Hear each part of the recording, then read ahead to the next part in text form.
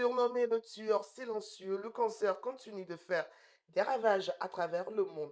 Trop souvent détecté à un stade avancé, il réduit considérablement les chances de guérison.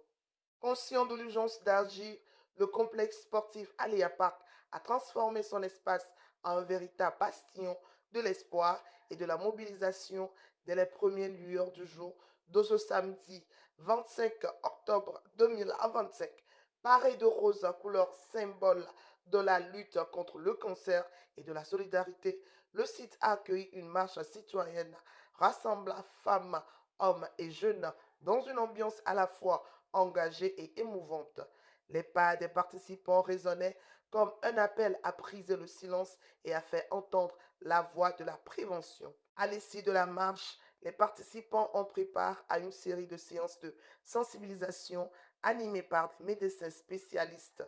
Ces échanges ont permis d'aborder les causes du cancer, les facteurs de risque, les gestes de prévention ainsi que l'importance de l'autopalpation régulière, notamment chez les femmes comme premier réflexe de vigilance. Le cancer du sein est le premier cancer chez la femme. Donc, selon certaines recherches, on a environ 22% de cancer du sein sur tous les cancers existants au Togo. Les femmes âgées de 50 ans et plus figurent parmi les populations les plus exposées au risque de cancer de sein, d'où la nécessité de renforcer le dépistage à cet âge crucial. En 50 ans, les femmes, elles sont plus prédisposées parce que beaucoup d'études qui ont été faites ont vu cette tranche d'âge. Mais ce qui l'explique réellement, ce sont des facteurs qui les ont prédisposées longtemps avant. Donc, en 50 ans, il y a ce qu'on appelle des facteurs cumulatifs. Donc, c'est un cumul de tous ces facteurs prédisposants qui ont existé bien longtemps avant et à partir de 50 ans, il y a ce cumul qui les prédispose à faire le cancer à 50 ans. Alors que le cancer continue de progresser silencieusement, la vigilance individuelle devient une véritable nécessité.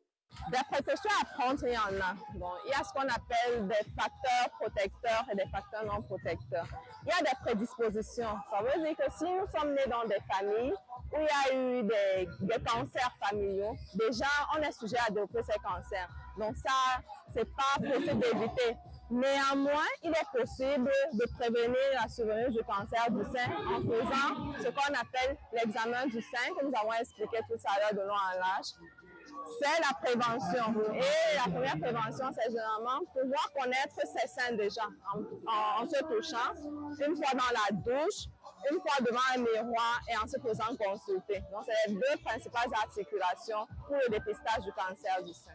Bien que le mois d'octobre soit traditionnellement consacré à la santé des femmes, notamment à travers la campagne Octobre Rose, il est important de rappeler que les hommes ne sont pas épargnés par ce mal silencieux qu'est le cancer. Les hommes sont essentiellement concernés par le cancer de la prostate, qui est le cancer le plus prédominant chez les hommes. Je pense que le mois de novembre est essentiellement consacré à ce cancer, qu'on appelle d'ailleurs le mois de novembre bleu, je crois bien.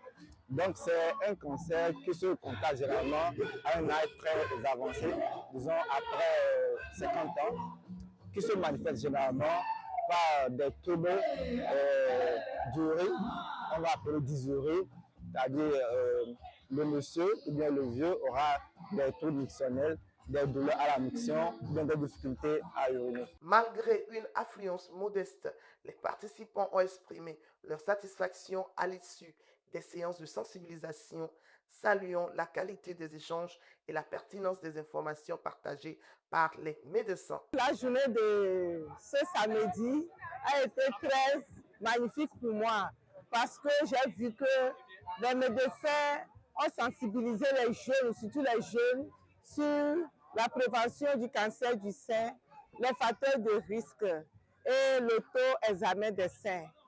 Mais seulement ce que j'ai remarqué, les femmes en âge de procréer ne sont pas sorties. Donc pour moi, prochainement, il faut sensibiliser les femmes du marché, des autres services. La responsable du complexe s'est dite heureuse de la mobilisation et de l'impact positif des activités menées. Elle a adressé un message fort de soutien aux victimes du cancer et à leurs familles, réaffirmant l'engagement d'Aléa Park pour la santé communautaire. Pour l'événement de ce matin, vu que c'est un début, pour moi, l'objectif est atteint et nous pensons mieux faire les prochains. À toutes ces femmes, Aléa Park veut rendre un hommage particulier pour surtout celles qui sont mortes de cette maladie et celles qui sont encore sur le coup de la maladie. Nous leur disons que nous sommes de cœur avec eux, qu'elles sont battantes et nous savons qu'elles vont s'en sortir. Et celles qui ne l'ont pas encore, à vraiment faire des efforts pour prévenir, parce que la prévention, elle est la meilleure chose à faire. La journée s'est clôturée dans une ambiance dynamique et conviviale par une séance collective de Zumba. Ce dernier temps fort a rappelé que le sport, au-delà de ses bienfaits physiques, constitue aussi un vecteur de lien social et de résilience face à la maladie. Situé à Adidogome, en face de la résidence Mokopo, le complexe sportif Aléa Park s'impose désormais comme un espace de mobilisation citoyenne où santé, solidarité et engagement communautaire se conjuguent au service du bien-être de tous.